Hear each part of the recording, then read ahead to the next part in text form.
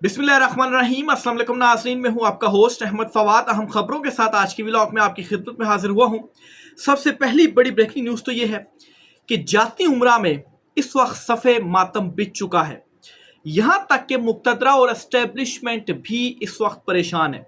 मामला क्या है, कुछ एक्सक्लूसिव डिटेल्स हैं आपसे शेयर करूँगा। दूसरी इंपॉर्टेंट खबर ये है कि पिछले 2 हफ्तों से मुसलसल ये जो इतलात सामने आ रही हैं, कॉलम्स लिखे जा रहे हैं, सीनियर सहाफ़ी डिस्कस कर रहे हैं कि जी का जाना ठहर गया है। फिर साथ ही ये सवाल भी पूछा जा रहा है कि शहबाज शरीफ तो बड़े ताबेदार हैं और अगर इनको हटाया जाता है तो किसे लाया जाएगा। आपको मैं रीज़न दूंगा कि ये जो सहाफ़ी गुफ्तगू कर रहे हैं कि जी का जाना ठहर गया है, आखिर क्या वो एक रीज़न बनी है? एस्टेब्लिशमेंट के अंदर इस वक्त क्या सोचा जा रहा है?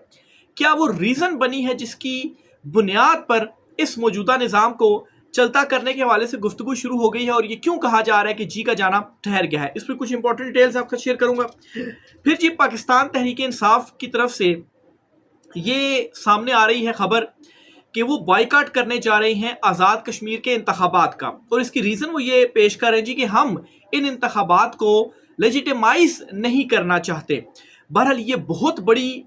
गलती होगी और इमरान खान साहब से पूछे बगैर ये काम किया जा रहा है। वैसे तो ये एहतजाज की कॉल नहीं देते कि भी इमरान खान साहब से मुलाकात होगी, पूछेंगे तो वो कॉल देंगे, लेकिन इतना बड़ा फैसला पीटीआई की जानिब से, इस पर कुछ अहम तरीन तफसीलात हैं कि पाकिस्तान तहरीक इंसाफ ने ये फैसला क्यों किया, क्या बड़ी बगावत या धोखा हो रहा है इमरान खान साहब के साथ, इस पर कुछ इंपॉर्टेंट डिटेल्स हैं, वो भी अक्सर शेयर करूंगा। और आखिर में आपको बताऊंगा कि ट्रंप को एक मरतबा फिर से ईरान पर हमला करने के लिए उकसाया जा रहा है। पेंटागन को भी जो पैगामात हैं वो भी भेजे जा रहे हैं। ये मामला क्या है, इस पर कुछ अहम तरीन तफसीलात हैं, वो भी आज की व्लॉग में आपके साथ पे शेयर करूंगा। सबसे पहली बड़ी ब्रेकिंग न्यूज़ जी आपके साथ जो शेयर करनी है, और आज की व्लॉग का बाकायदा जो आगाज़ है ना वो यहाँ से करते हैं कि पाकिस्तान तहरीक इंसाफ ने आज़ाद कश्मीर के जो इंतखाबात है ना उनसे बाइकाट करने वो जा रही है।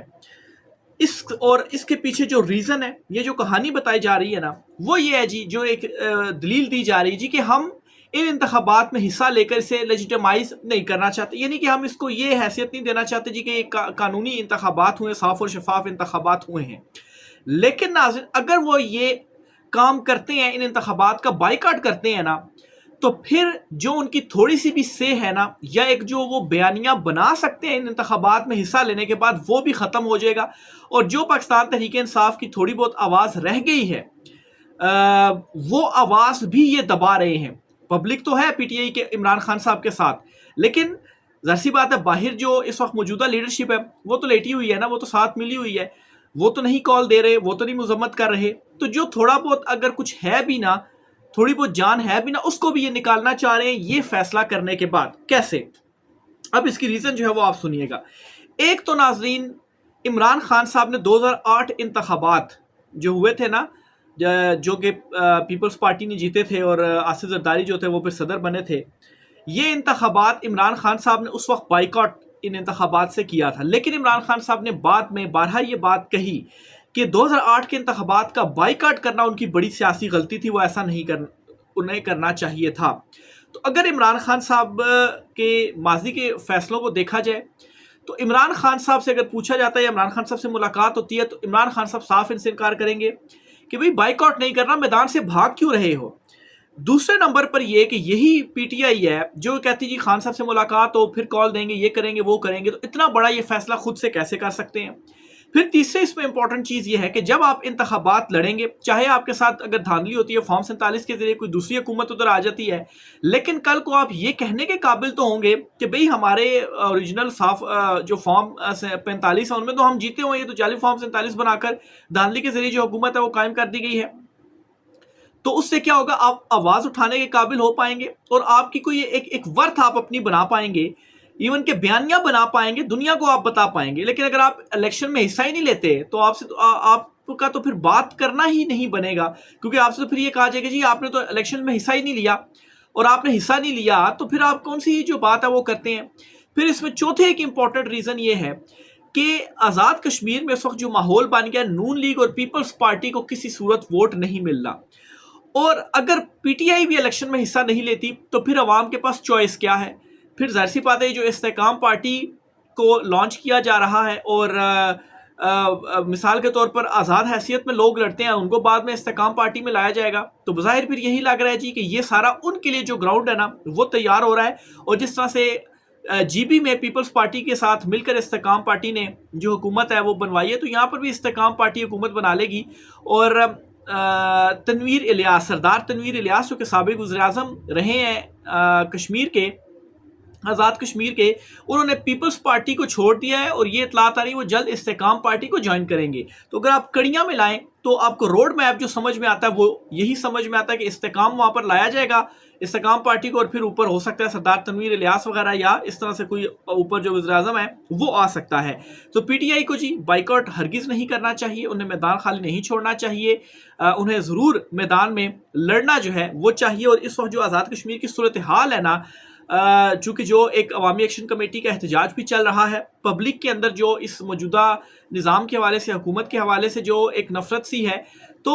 اگر آپ میدان سے بھاگ جائیں گے، اچھا اس میں ایک جہاں پر اتنے سارے اس کے نیگیٹو میں نے آپ کو چیزیں بتائی نا، ایک اور امپورٹنٹ اس میں چیز یہ ہے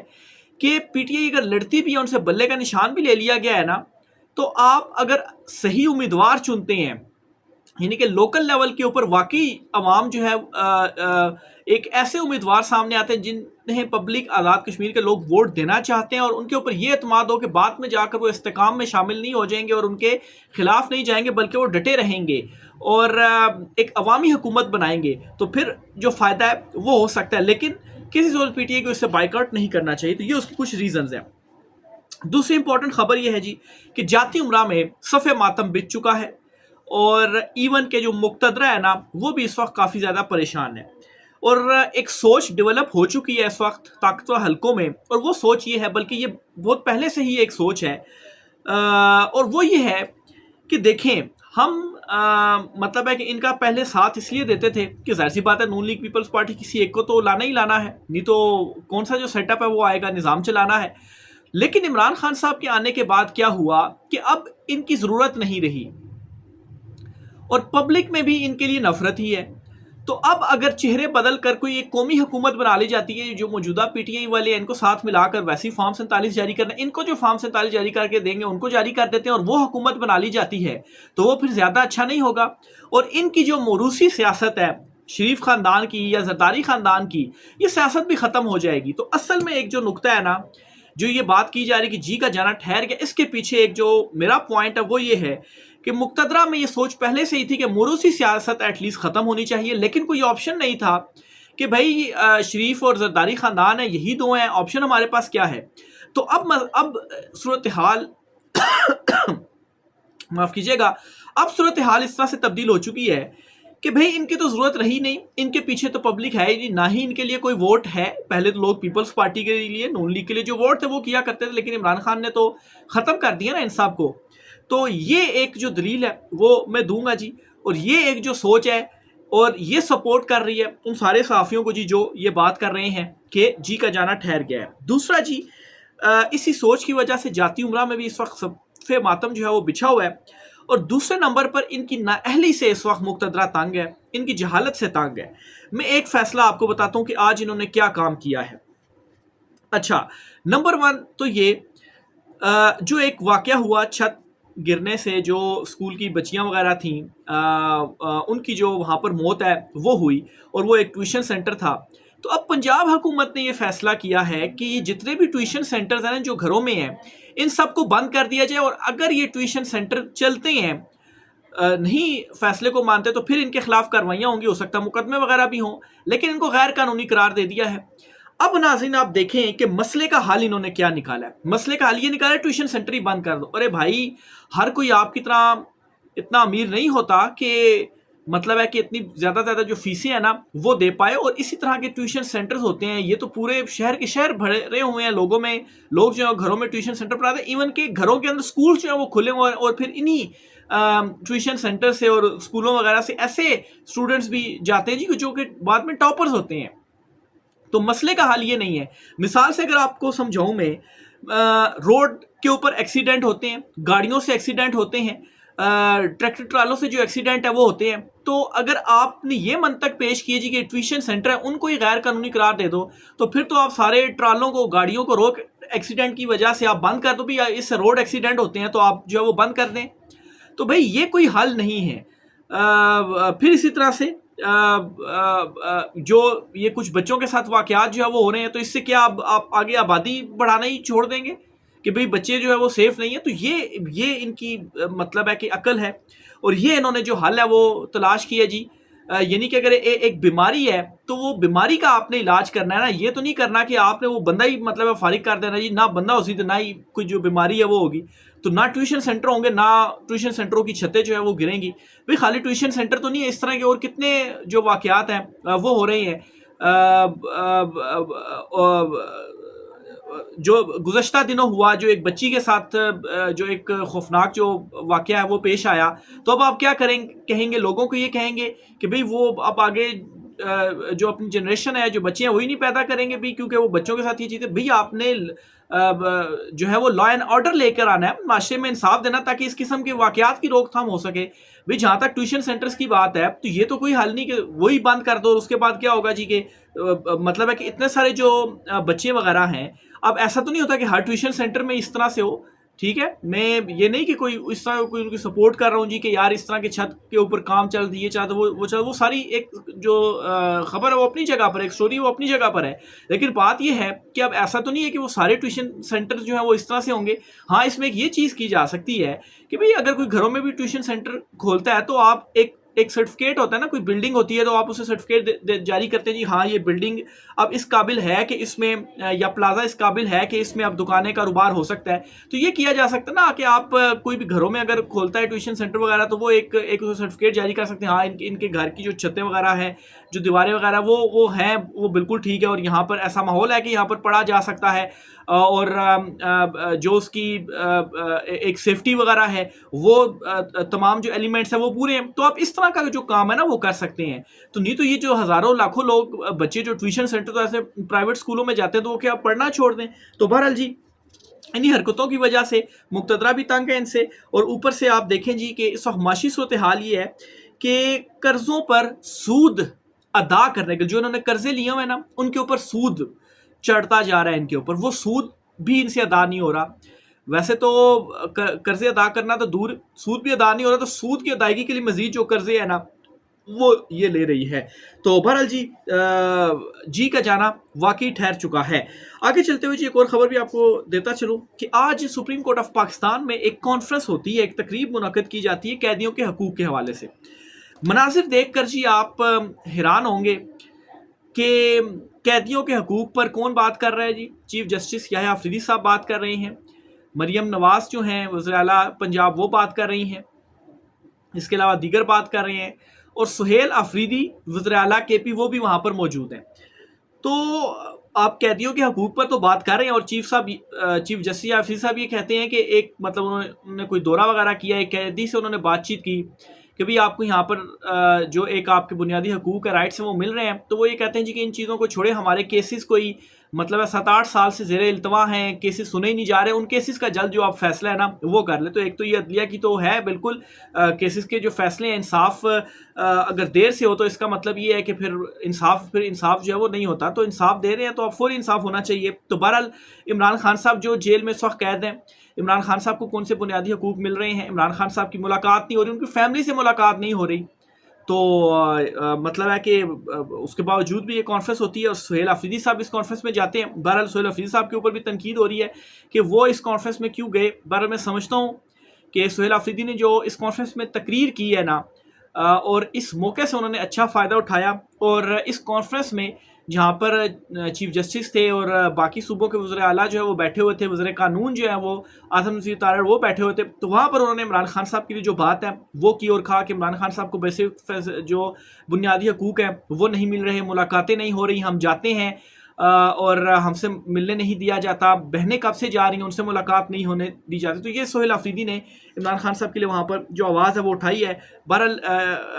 ان کی تقریر اگر دیکھی جائے تو میں یہ سمجھتا ہوں کہ جہاں پر کرٹیسزم کر رہا ہے تو اس کا ایک پازیٹیو پوائنٹ یہ بھی ہے کہ ایٹ لیسٹ وہ جو کانفرنس ظاہر سی بات نشر بھی ہوئی ہوگی، عالمی سطح پر بھی نشر ہوئی ہوگی، میڈیا میں بھی نشر ہوئی ہوگی، تو ایک جو آواز ہے نا وہ سہیل آفریدی صاحب نے یہاں پر اٹھائی ہے، تو میں سمجھتا ہوں کہ اس اعتبار سے دیکھا جائے تو اسے پازیٹیو دیکھا جا سکتا ہے۔ अच्छा, इसके साथ ही जी एक और ख़बर भी आपको देता चलूँ सलमान अकरम राजा साहब के हवाले से। सलमान अकरम राजा साहब जो हैं, उन्होंने आज मीडिया से गुफ्तगू की है। चलते फिरते ही अक्सर किसी इवेंट से वो आ रहे हों तो जर्नलिस्ट जो है उनसे सवालात पूछ लेते हैं। तो उनसे कुछ सवालात पूछे गए तो सलमान अकरम राजा साहब थोड़े गुस्से में आए और उन्होंने ये कहा जी कि देखें, जहाँ तक कॉल की बात है, मैं आज कॉल देता हूँ, आएँ और सारे इकट्ठे हों लोग, और हम जो है वो कॉल देते हैं इमरान खान साहब के लिए।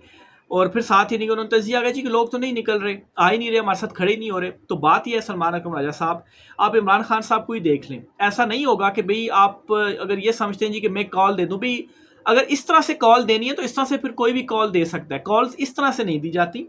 आपने एक मोमेंटम, एक माहौल बनाना होता है और खुद पहले निकलना होता है, खुद फ्रंट पर आना होता है। आप आए हैं कोई फ्रंट पे, आप जाए ना अडयाला, कॉल देते वहाँ पर अडयाला जेल के बाहर जाकर, मतलब है खड़े हो जाएं और वहाँ पर एक माहौल बनाएं, मोमेंटम बनाएं, स्ट्रीट मूवमेंट चलाएं। इस तरह कोई काम आप नहीं कर रहे। सोहेल अफरीदी ने भी ऐलान किया था स्ट्रीट मूवमेंट का, किधर गई वो स्ट्रीट मूवमेंट? कोई नहीं। तो इमरान खान साहब भी जब कॉल देते थे, एहतजाज करते थे, तो पहले इमरान खान साहब जलसे करते थे, माहौल बनाते थे, फिर उसके बाद इमरान खान साहब खुद फ्रंट पर होते थे, खुद लीड करते थे, और फिर अवाम जो है, लोग जो है वो उनके पीछे निकलते थे। आपके पीछे कैसे निकले? इससे पहले पीटीआई वाले जो है वो कितनी मरतबा अवाम जो है वो निकली है ना। क्या हुआ है? जो थे अली अमीन गंडापुर, वो तो 12 अजला फैलांग कर तो पेशावर पहुंच गए थे। वो क्यों नहीं वहां पर मौजूद थे? वहां पर खड़े होते, लोगों को लीड करते। लेकिन नहीं, लीड नहीं करना, बस यही है जी कि हम कुर्सी के ऊपर बैठ के, अच्छा जी मैंने कॉल दे दी, खुद ही सारा कुछ जो है वो हो जाए। इस तरह से नहीं होता। तो बहरहाल जी सलमान अकरम राजा साहब ने ये बात की, तो मैंने कहा इसका जवाब दे दूं। आखिर में आपको बताता चलूँ कि आयतुल्लाह खामनाई जो कि ईरान के साबका सुप्रीम लीडर थे, उनकी जो नमाज जनाजा है वो होनी है। और इस पर जी अमेरिका के अंदर से एक मतलब है कि उकसाने वाला जो माहौल है ना, वो क्रिएट किया जा रहा है। और ट्रंप के एक करीबी जो साथी है ना, वो इस तरह से बयानात वगैरह दे रहे हैं और उकसा रहे हैं ट्रंप को, इवन के पेंटागन जनरलों को, या आप यूँ कहें कि नेतन्याहू को, कि यार ये बड़ा अच्छा मौका, इस मौके को आज से नहीं जाने देना। वाज़ेह है कि इससे पहले जेडी वैंस ये बात कर चुके हैं कि ये जो RCMIU हुआ है ना, ट्रंप सिर्फ ये कर रहा है कि अपने जो रिजर्व्स हैं ना, उसने वापस भरने हैं। जो एक माशी सूरत हाल दरपेश थी, उसे ख़त्म करना है, ताकि हम इस चीज़ से निकल जाएं, अपने तेल ज़्यादा से ज़्यादा लेकर रिजर्व्स अपने जो है वो भर लें, फिर उसके बाद हम दोबारा जो हमला है ना वो कर दें, हम चीज़ों को जांचें, खुद को स्ट्रॉन्ग करें। तो इस चीज़ के लिए ट्रंप ने थोड़ा सा, आप यूँ समझें कि आर्जी जो पॉज है ना वो लिया है। तो बहरहाल जी दूसरी तरफ ये बातें की जा रही कि ये जो उनका जनाजा होने वाला है, इसमें ये भी है कि मुश्तबा खामनाई जो उनके साहबजादे भी हैं और अभी मौजूदा सुप्रीम लीडर भी हैं, वो भी होंगे। तो एक अच्छा मौका, यानी कि अच्छा मौके से मुराद ये कि वो अपने वहाँ पर कोई मिसाइल मारने के हवाले से कह रहे जी कि वहाँ पर मिसाइल मार देंगे और इतने लोग जो है वो दोबारा से हम उनके ऊपर जो हमला है वो कर देंगे, मुश्तबा खामनाई के ऊपर हमला कर देंगे जी, कि उनको भी रास्ते से हटाने के लिए ये हमारे पास एक अच्छा मौका है। तो ये एक जो उकसाना है वो अमेरिका के अंदर हो रहा है। बहरहाल जी देखें इस पर मजीद क्या डेवलपमेंट्स होती हैं, आपसे चीज़ें शेयर करते रहेंगे। राय के साथ कीजिएगा। आज के व्लॉग से इतना ही, इजाज़त दीजिए, अल्लाह हाफिज़।